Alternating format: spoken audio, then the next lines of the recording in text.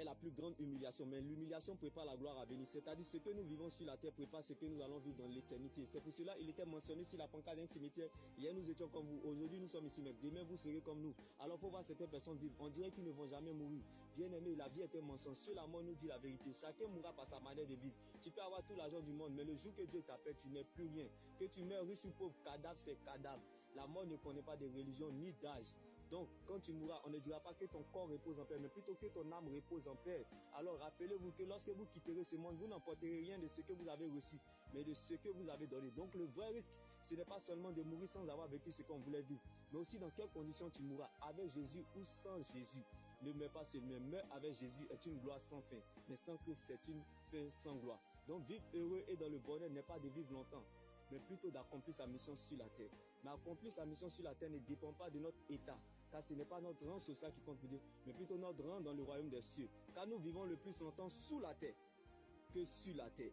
Donc, ce n'est pas la quantité d'années à vivre qui compte pour Dieu, mais plutôt la qualité de vie que nous menons dans ces années.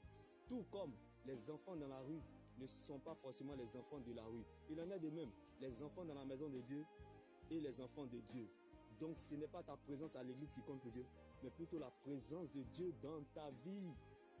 Alors, heureux l'homme qui cherche la présence de Dieu malgré les difficultés, car tu peux tout avoir sur la terre et rater le ciel. Si tu n'as pas Jésus, tu auras perdu ton existence et raté ton éternité avec Christ. Alors ne laisse personne te priver de ton éternité, qui est l'enjeu majeur de ton existence. Reste focalisé sur le Seigneur Jésus-Christ seul, car la preuve, la valeur et la raison de ton existence, c'est ton salut en Jésus-Christ. Alors garde précieusement et jalousement le don et la grâce que Dieu t'offre. C'est là ta plus grande richesse, ton mariage éternel avec Jésus. Car ce n'est pas la joie du moment qui compte pour Dieu, mais plutôt la finalité de son plan qu'il a déjà établi pour nos vies. Donc la fête changera de camp. La vie est ce que nous pensons, mais l'éternité est ce que Dieu pense de nous. Donc Dieu te fera toujours apprécier ce que tu es.